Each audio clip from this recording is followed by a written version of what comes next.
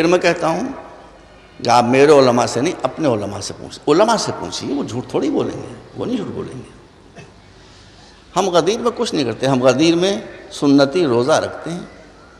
روزہ رکھنا گناہ ہے؟ نمازیں پڑھتے ہیں، نمازیں پڑھنا گناہ ہے؟ عبادتیں کرتے ہیں، عبادتیں کرنا گناہ ہے؟ ہاں، اگر رسول نے یہ نہ کہا ہوتا کہ ذکر علی عبادہ، علی کا ذکر عبادت ہے، تو ہم علی کا ذکر نہ کرتے۔ لیکن چونکہ انہوں نے کہہ دیا ہے کہ علی کا ذکر بھی عبادت ہے، اس لیے جہاں اور عبادتیں ہوتی ہیں وہاں مدح علی میں قصیدے بھی پڑھے جاتے ہیں، اس کے علاوہ کچھ نہیں ہوتا ہے۔ اب وہ کہیں گے کہ مگر آپ نے اس کو عید کیسے قرار دیا؟ ہماری جو، میں اس کو انشاءاللہ عرض بھی کروں گا، سب سے بڑا مسئلہ ہے وہ اسلام کی ایک خصوصیت ہے جو کم سے کم 3 مذہبوں میں تو نہیں، جو میں نے پڑھا ہے۔ ہندو مت میں نہیں ہے، بدھزم میں نہیں ہے، کرسچینٹی میں نہیں ہے، یہی دنیا کے 3 بڑے مذہب ہیں۔ وہ خصوصیت کیا ہے؟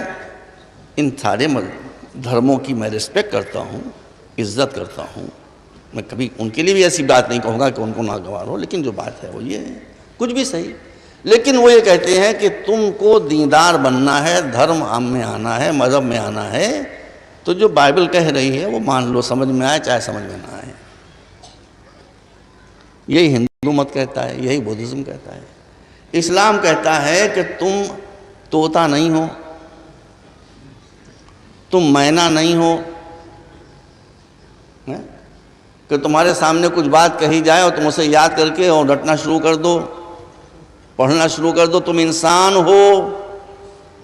اس لیے تم سے ہمارا میسج یہ ہے کہ جو پیغام آ رہا ہے، چاہے وہ قرآن ہی سے آ رہا ہے، پہلے اسے سمجھو پھر مانو۔ اپنے آگے دین کو رکھو، دین کے آگے انٹلیکٹ کو رکھو، دین کے آگے عقل کو رکھو، عقل کو۔ اللہ ثواب تم کو کثرت عبادت کی بنا پر نہیں دے گا، عقل کے معیار سے دے گا، عقل کے پیمانے میں تول کر کے۔ عقل تمہارے پاس کتنی ہے، سمجھ تمہارے پاس کتنی ہے؟ یہاں پرابلم یہ ہے کہ مسلمان اسی سمجھ سے محروم ہو گئے۔ انا للہ و انا الیہ راجعون۔ اگر سمجھ ہوتی تو وہ یہ سمجھ لیتے کہ ہم عید غدیر کو عید کیوں مناتے ہیں۔ عید غدیر وہ ہے کہ جب اعلان ولایت علی ابن ابی طالب کے بعد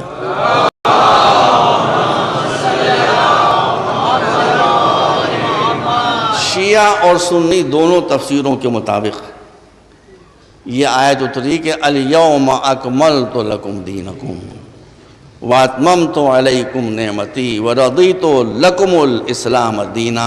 آج میں نے تمہارا دین کامل کر دیا۔ کیا ہوا غدیر میں؟ دین مکمل ہو گیا، دین پورا ہو گیا۔ اب میں تمام مسلمان بھائیوں سے سوال ہی کرتا ہوں کہ غدیر کو تو چھوڑیے، اس کو الگ رکھیے، یہ بتائیے کہ آپ عید الفطر کیوں مناتے ہیں؟ پہلی شوال کو حالانکہ رو رو کے مناتے ہیں، اور کیا کہیں، بہرحال آپ کو معلوم ہے کہ ہم رو رو کے اس لیے مناتے ہیں کہ عید میں بھی ہمارے درمیان اتفاق نہیں۔ ایک کہتا ہے کہ آج عید ہے، کہتا ہے کل عید ہے، کہتا ہے پرسوں عید ہے۔ لندن میں ایک سال میں تھا 4 دن عید ہوتی رہی، 4 دن عید ہوتی رہی، اس لیے میں نے کہا رو رو کھائے۔ بہرحال تو آپ پہلی شوال کو عید الفطر کیوں مناتے ہیں؟ سارے عالم اسلام سے ایک جواب آئے گا، دوسرا کوئی جواب نہیں آئے گا، کہ ہم پہلی شوال کو عید اس لیے مناتے ہیں کہ اللہ نے ہم کو یہ توفیق بخشی کہ روزے مکمل ہو گئے۔ اے بھائیو، روزوں کے مکمل ہو جانے پر اگر آپ عید مناتے ہیں تو پورا دن جس دن مکمل ہو رہا ہو، پورا دن جس دن مکمل ہو رہا ہو، اس دن عید اکبر نہیں ہوگی تو پھر کیا ہوگا؟ صلوات محمد والے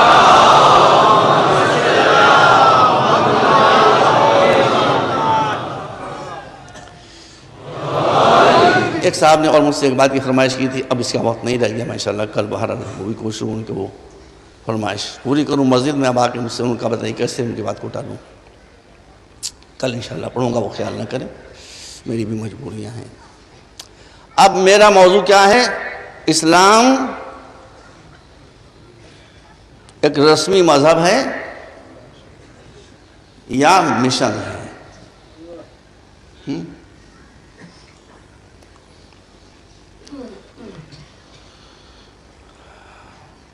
مذہب، رسمی مذہب، دین کی بات میں نہیں کر رہا ہوں، وہ کل کروں گا. مذہب،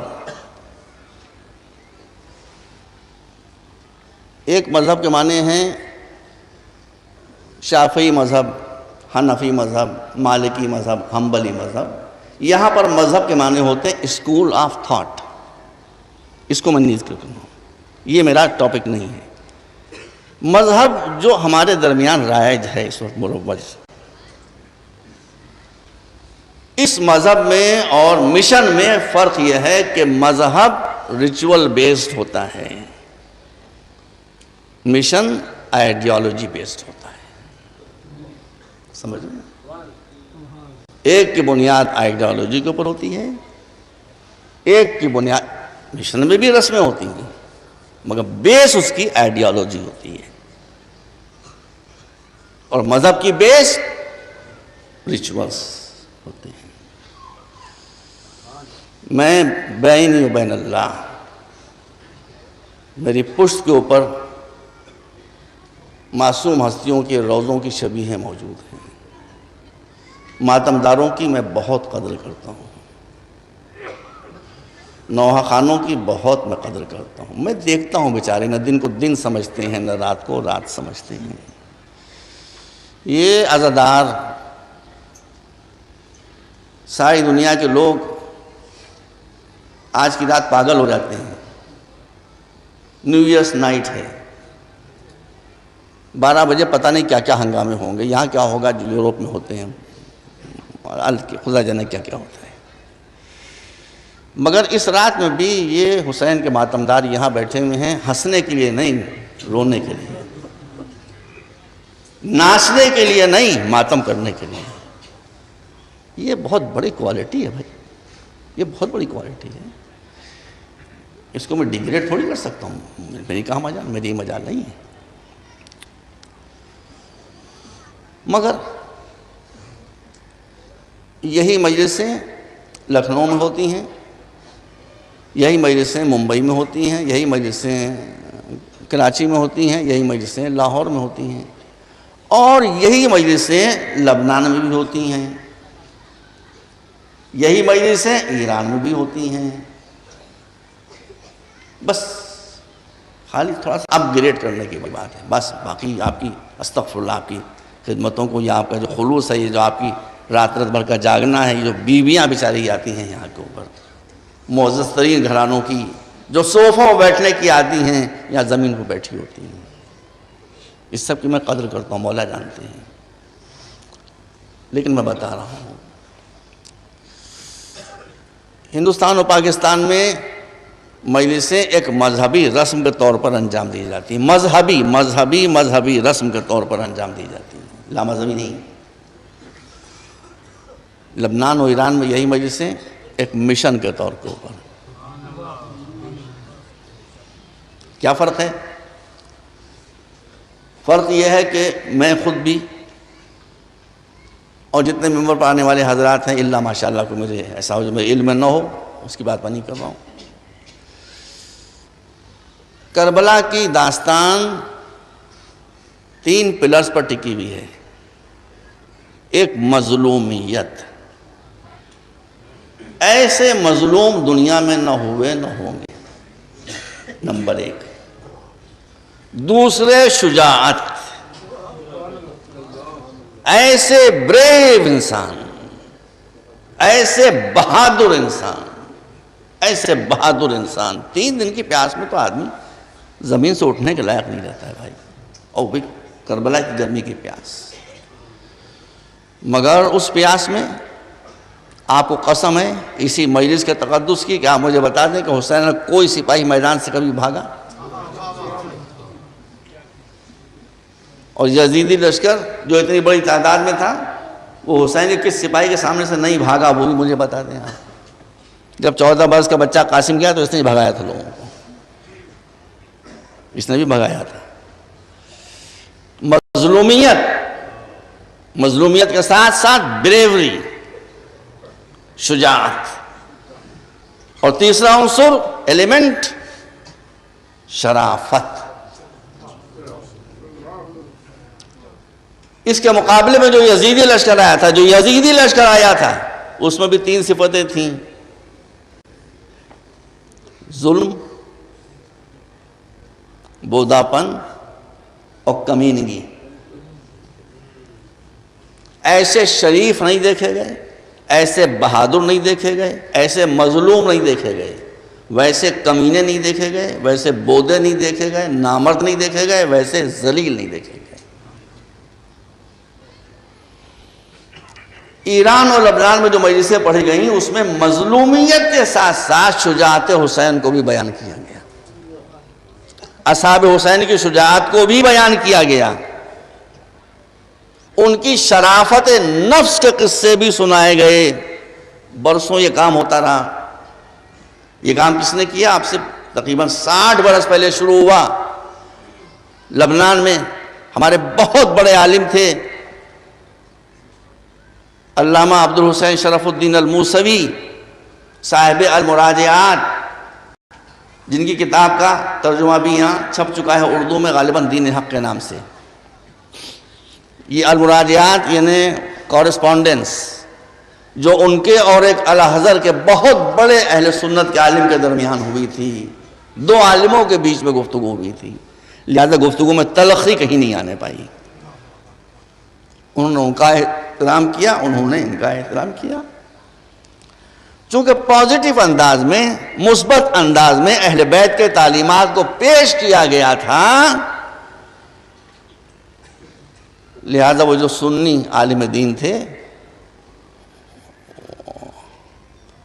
ان کا نام شاید سامی تھا، اور جہاں تک مجھے خیال کچھ تھا نسین سے تھا، اور یہ جو تھے یہ شرف الدین تھے، تو یہ جب خط لکھتے تھے تو نیچے لکھ دیتے تھے خالی شین کے بعد کھل لینا پائے۔ اب شین سے دونوں معنی ہوتے تھے، شرف بھی اور شیعہ بھی۔ ان کا نام سین سے تھا، مجھے یاد نہیں آ رہا ہے، وہ وہاں سے لکھتے تھے سین، تو سین سے مراد سنی بھی ہوتا تھا، اور جو ان کا نام تھا سین سے وہ بھی مراد ہوتا تھا۔ یہ خطوں کی دعوت ہوتی رہی، لیکن نتیجہ یہ ہوا کہ شین پر سے تو 3 نقطے نہیں ہٹے، وہاں 3 نقطے لگ گئے۔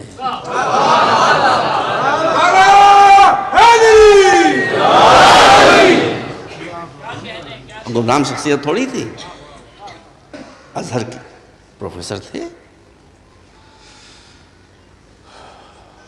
مگر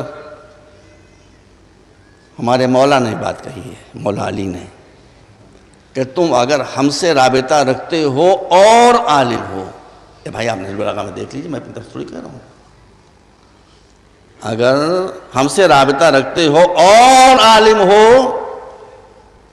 تو تمہارا کام یہ ہے کہ خالی ہاتھ میں قلم نہ ہو مسائل بتانے کے لیے، بلکہ تم لوگوں کے درمیان رہو ان کی مشکلیں حل کرنے کے لیے، ان کی پریکٹیکل پرابلمز کو سالو کرنے کے لیے۔ لا یقار علی قرۃ ظالم ولا صغب مظلوم، کسی پر ظلم ہو رہا ہو تم برداشت نہ کرو، کیوں؟ اس لیے کہ ظلم تو وہی ہے نا جو قرآن کہہ رہا ہے نا، کہ اسلام کی غرض یہ کہ دنیا میں ظلم نہ ہونے پائے، تمہاری ذمہ داری ہے، ہم اس کے نائب ہیں، تم ہمارے نائب ہو۔ ظلم کے دائرے میں جو چیزیں آتی ہوں سب کو مٹاؤ، اگر کوئی بھوکا ہے تو مظلوم ہے، کوئی جاہل ہے تو مظلوم ہے، کوئی بیمار ہے تو مظلوم ہے، کسی بچی کی شادی نہیں ہو رہی ہے مظلوم ہے وہ،